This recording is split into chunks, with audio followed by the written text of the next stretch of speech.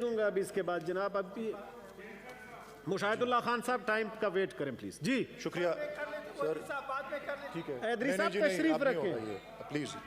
जी शुक्रिया हैदरी साहब पार्टी के पार्लिमानी लीडर हैं, उसका एहतराम है। बाकी हाउस का भी मेंबरान मेरा गला क्यों पिरपाड़ते हैं जब सामने आते हैं। आप भी तशरीफ रखें हैदरी साहब, अपने सीट पे अपने नंबर का इंतजार करें। जी वलीद इकबाल साहब। शुक्रिया। बस बहुत है चेयरमैन साहब जी। बिल्कुल गलत है जी, क्योंकि आप भी गलती जब करते हैं तो मानते हैं नहीं। बाकी सेनेटर्स को मैं क्या जवाब दूं। अभी आपने मुसद्दिक मलिक साहब जो चीख रहे थे हाउस में, उसको आपने नहीं सुना। तशरीफ रखें जी वलीद इकबाल साहब। जी शुक्रिया, शुक्रिया चेयरमैन साहब। नहीं जी वलीद इकबाल साहब। ये जी मुझे बार बार पीछे से छेड़ रहे हैं, उन्हें कहें तशरीफ रखें जी। जी जनाब चेयरमैन साहब। एदा साहब तशरीफ रखते हैं या नहीं? जी वलीद इकबाल साहब बात करें जी। जी थैंक यू वेरी मच जी। ये पीर के रोज़ जब मेरे मोहतरम बुज़ुर्ग जनाब जो कायदे हिज़्ब इख्तिलाफ़ हैं, जब पीर के रोज़ इन्होंने ये गुफ्तगू शुरू की, जिसका ताल्लुक, ये मुझे इस बात पे ज़रूर हैरत है कि इसका ताल्लुक, इसको हमेशा महदूद कर दिया जाता है कि कॉजेशन में अगर एक वाक़या ए हुआ और ए के बाद बी हुआ, पूरी ऑपोजिशन बेंचेस जो हैं वो बी के ऊपर फोकस रख रही हैं, ए की कोई बात ही नहीं कर रहा। ए इज़ द कॉज और बी के बाद उसका इफ़ेक्ट आया। क्या कॉज था उसका? उसका कॉज जनाब चेयरमैन साहब, और ये भी मेरे लिए मज़ीद हैरत की बात थी कि जब कायदे हिज़्ब इख्तिलाफ़ ने मुख्तसर तौर पे इस मामले को छेड़ा और इस पे शुरुआत की, तो शमाए महफिल मेरी फाजिल कॉलीग मोहतरमा शेर बानो अल मारूफ शेरी रहमान साहिबा के पास गई और उन्होंने फरमाया, उन्होंने शुरू की बात। सेनेटर रुबीना खालिद साहिबा प्लीज हाउस का माहौल खराब ना करें, तशरीफ रखें जी। शेरी रहमान आप अपनी तशरीफ रखें और हाउस का माहौल खराब ना करें प्लीज। मेरी गुजारिश है आप सबसे, प्लीज ना प्लीज। काबिल एतराज लग रही है, ठीक क्यों टाइम दूसरों का भी जाया कर रही है जी। बात कौन सी की है जो काबिल एतराज है जी? पहले मैं इनसे तकरार ना कर लूं जी आप प्लीज बताएं। मैं इसलिए कह रहा हूं, मैं अर्ज यही कर रहा हूं जी जनाब चेयरमैन साहब, कायदे हिज़्ब, मैं सिर्फ जस्ट मैं आपको एक्सप्लेन करने के लिए और हाउस को एक्सप्लेन करने के लिए, टू सेट द टोन, शेरी रहमान साहिबा ने अपनी गुफ्तगू का आगाज़ किया, मैं नोट्स ले रहा था। उन्होंने ये कहा, और मुझे बड़ा अफसोस है, उन्होंने कहा मुझे नहीं पता कि कायद के मज़ार पे क्या हुआ, लेकिन उसके बाद क्या हुआ। मैं यही तो कह रहा हूँ, लोग ए पे फोकस नहीं कर रहे, बी पे ही जा रहे हैं। और एक भी मुझे बहुत अफसोस और बड़ी मायूसी है, और मेरे बड़े मोहतरम बुजुर्ग जनाब कायदे हिज़्ब इख्तिलाफ़ के हवाले से भी आज मुझे मजबूरन ये कहना पड़ गया है कि एक भी, चलें बाकी जितना मर्जी ताबड़तोड़ हमले करें, एक वर्ड ऑफ अपॉलॉजी नहीं आया, एक वर्ड ऑफ कॉन्डेमनेशन नहीं आया उस शख्स के तकद्दुस के लिए जिसका पोर्ट्रेट, जनाब चेयरमैन साहब, ये इतना बड़ा पोर्ट्रेट किसका लगा हुआ है? ये जनाब चेयरमैन साहब, इसलिए ये मैंने इसीलिए अर्ज किया, और जनाब चेयरमैन साहब मेरी दरख्वास्त तो ये है, हाँ जी, मैं इसीलिए अर्ज करना चाहता हूँ जनाब चेयरमैन साहब, डॉक्टर असद अशरफ साहब प्लीज। वैसे जी ये सेनेट ऑफ पाकिस्तान है, जी बोलें। मैं एक साबिक सेनेटर को भुगत चुका हूँ 2-3 दिन पहले टॉक शो पे जी, प्लीज। भी आपने देखा हो। अच्छा जी, जी गिलास होता तो मेरे ख्याल आज मेरे हाथ में ही होता आज जी, प्लीज। जी चेयरमैन साहब, इसीलिए मैं अर्ज कर रहा हूँ, ये शो करता है ये जो शेरी रहमान साहिबा ने जिस तरह अपनी तकरीर शुरू की, इसीलिए तो मैं कह रहा हूँ आपने तवज्जो दी होती। उन्होंने कहा मुझे नहीं पता वहाँ क्या हुआ है, मैं इसीलिए ये अर्ज कर रहा हूँ, मैं उस पर भी आऊँगा। जनाब चेयरमैन साहब बिल्कुल नहीं, जनाब चेयरमैन साहब प्लीज इन्हें चुप कराएं जी। जनाब चेयरमैन साहब,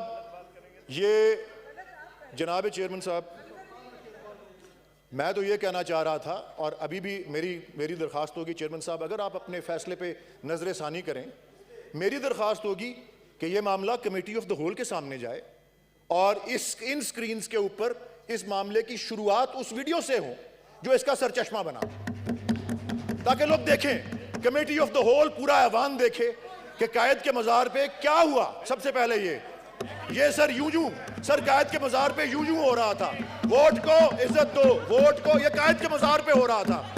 जनाब चेयरमैन साहब, मैं इतना अर्ज कर दूं, ये इस तरह नहीं हो रहा था, इसी तरह हो रहा था।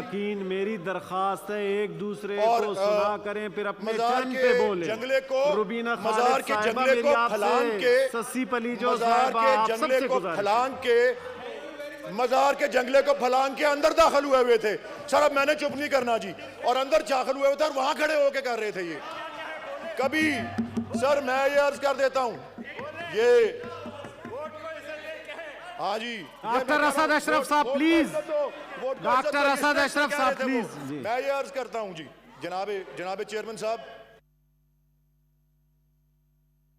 होल के आगे पहले वो वीडियोस चलाए जाएं, इस पोर्ट्रेट के नीचे वो वीडियोस चलाए जाएं, मैं तो ये कहता हूं जी। और ये शहरी रहमान साहबा ने ये भी कहा, उन्होंने ये भी कहा कि जी पाकिस्तान को तकसीम की बात, मैं पाकिस्तान की तकसीम के हवाले से ही, जब पाकिस्तान की तकसीम जो हुई बदकिस्मती से, जिस पे बड़े लोग खून के आंसू रोए, मुशीर काज़मी ने एक नज़म लिखी थी, मुशीर काज़मी ने नज़म लिखी थी, उसका चांडियो साहब प्लीज। हाँ जी, चांडियो साहब आप अपनी बारी पे बोल रहे हैं, प्लीज आप अपनी बारी पे बात करें। चांडियो साहब बीच में न तकरीर करें प्लीज, तशरीफ रखें। चांडियो साहब नजरिया मुझे पढ़ाएंगे जी, मुझे पढ़ाएंगे नजरिया ये जी। ये मुशीर काज़मी ने एक नज़म लिखी थी, उसका उन्वान था, और भाई उसी की बात कर रहा हूं, सुने और वही बात कर रहा हूं। ओ क्रॉस टॉक प्लीज, इधर बात करें वलीद साहब। चांडियो साहब, वलीद साहब इधर बात करें जी। कान दो और मुंह एक होते हैं चेयरमैन साहब, इनको समझाएं, इनके दो कान है और मुंह एक है। सुने ये जी, कंप्लीट करें प्लीज, कंक्लूड करें अपनी स्पीच जी। मैं अर्ज करना चाहता हूं चेयरमैन साहब, हाँ जी, मुशीर काज़मी ने सकूते ढाका पे एक नज़म लिखी थी, उसका नाम था कब्रे इकबाल पर। सुने प्लीज, मेरे दादा की बात करते हैं तो सुने ना। मुशीर काज़मी ने लिखा था, उसके दो अशारी सुनाता हूं। कहते हैं शहर मातम था इकबाल का मकबरा, थे अदम के मुसाफिर भी आए हुए, खूं में लथपथ खड़े थे लियाकत अली, रूह कायद भी थी सर झुकाए हुए, कह रहे थे रही क्या गजब हो गया, ये तसव्वुर तो हरगिज हमारा नहीं, कब्रे इकबाल से आ रही थी सदा, ये चमन मुझको आधा गवारा नहीं, ये चमन मुझको आधा गवारा नहीं। ये हमें बता रहे थे। और वो तकसीम एक बड़ी लंबी दास्तान है, उसके महर्रिकात, उसके पीछे किरदार कौन थे, उसकी बात मैं आज नहीं करता, लेकिन एक बात मैं जरूर करता हूं सर, जनाब चेयरमैन साहब, ये एक कानून मौजूद है 1971 का, कायदे आज़म मज़ार प्रोटेक्शन एंड मेंटेनेंस ऑर्डिनेंस 1971। वहां मज़ारों पे एक वाकया इसी तरह का हुआ था, हुल्लड़बाजी का वाकया हुआ था। और प्लीज चांडियो साहब आप भी सुने, दीगर दोस्त भी सुने, ये उस वक्त के सदर जुल्फ़िकार अली भुट्टो ने ये ऑर्डिनेंस जारी किया था as chief martial law administrator. ये काबिल तहसीन बात है, इन मज़ारों के तकद्दस को प्रोटेक्ट करने के लिए यह कानून का इजरा हुआ था। और सर मैं इस बात को भी तस्लीम करता हूं, हालांकि हमारी तारीख में यह बात भी मौजूद है, ये वही शख्स है जिसने इस्कंदर मिर्जा को लिखा था कि आपका नाम मिस्टर जिना से ऊपर लिखा जाएगा। मिस्टर जिना को कायदे आज़म नहीं कहने का गवारा किया, लेकिन फिर भी मैं दाद भी देता हूं, उन्होंने यह कानून मंजूर किया। एक कानून की खिलाफ वर्जी हुई है, हमें आर्टिकल 25 पे लेक्चर देते हैं, आर्टिकल 16 पे लेक्चर देते हैं, आर्टिकल 15 पे लेक्चर देते हैं, article 14, all these articles are subject to law. The chief minister of Sindh, mister chairman, the chief minister of Sindh in his press conference said, वो वाकया नामुनासिब था, मैं चीफ मिनिस्टर सिंध को दाद देता हूं। सर खुरम दस्तगीर खान एक इनके एमएनए हैं, उन्होंने टीवी पर 10 दफा मेरे सामने कहा कि यह वाकया काबिल मुजम्मत है, किसी और ने, सेनेट में ऑपोजिशन के एक मेंबर ने भी उस वाकये की मुजम्मत नहीं की। मुझे बेपनाह अफसोस है। तभी मैं चाहता हूं चेयरमैन साहब, कमेटी ऑफ द होल के लागे लाएं, स्क्रीन पर चलाएं, ताकि लोगों को पता लगे, ताकि लोगों के सर शर्म से झुके। जनाब चेयरमैन साहब, थैंक यू सेनेटर जनाब चेयरमैन साहब, इसीलिए मैं अर्ज करना चाह रहा हूं कि कानून की खिलाफ वर्जी हुई है और एक बड़ा काबिल मुजम्मत वाकया हुआ है। बजाय उस जिस तरह मोअज़्ज़िज़ फाजिल इंफॉर्मेशन मिनिस्टर ने कहा कि उस पर फोकस हो नहीं रहा कि वाकया क्या हुआ। मैंने टीवी पे क्या कहा जब गिलास मारने लगा था, मैंने कहा कि जनाब जुल्फ़िकार अली भुट्टो साहब के मज़ार पे इस तरह का कोई करता नाच गाना, अगर इनकी मामा के इनके नाना के मज़ार पे कोई करता तो मुझे पीपीपी के फॉर्मर सेनेटर ने कहा बकवास बंद करो। ये इनका रवैया है। मैंने कहा बकवास बंद करो, मैं तुम्हें ग्लास मारूंगा पकड़ के, इसलिए मैंने कहा ये। I am sorry sir, I am sorry, I went out of control. Thank you ji, thank you ji, thank you.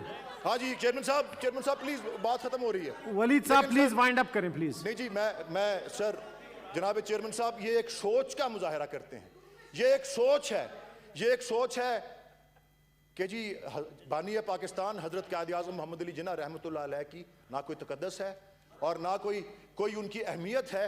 मैंने उस सोच को देखा है अपनी इन गुनाहगार आंखों से, इन गुनाहगार कानों से मैंने ये सुना है, इसलिए मुझे अफसोस है।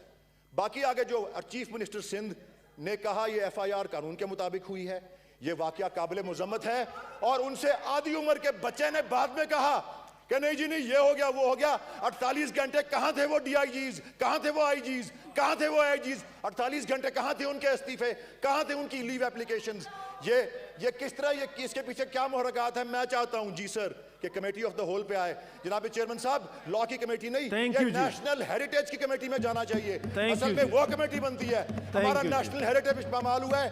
Thank you ji, thank you. इनको FIR की पड़ी हुई है, इनको दरवाजे तोड़ने की पड़ी हुई है, किसी को मजार के तकद्दुस की परवाह नहीं है। Thank you ji, thank you ji. एहतराम नहीं है सर। मैं एक और बात कर दूं, आखिरी बात सर, मुझे ये पता है कि मज़ार इकबाल पे ऐसी कोई हरकत करे तो मेरे भाई, मेरे कजन उसका गिरबान दामन तक फाड़ देंगे सर। ये मैं कहता हूँ, उसकी पगड़ी की धज्जियां कर देंगे।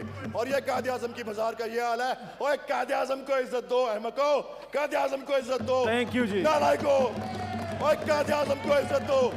थैंक यू जी। ये कायद आज़म को इज्जत देने का तरीका नहीं है, ये मादर मिल्लत को इज्जत देने का तरीका नहीं है। शुक्रिया चेयरमैन साहब, पाकिस्तान। थैंक यू जी। जी फिदा साहब, आप क्या कहना चाह रहे हैं? शिबली साहब तशरीफ रखें। जी फिदा साहब क्या कहना चाह रहे हैं? जनाब शिबली साहब प्लीज, मिनिस्टर साहब तशरीफ रखें।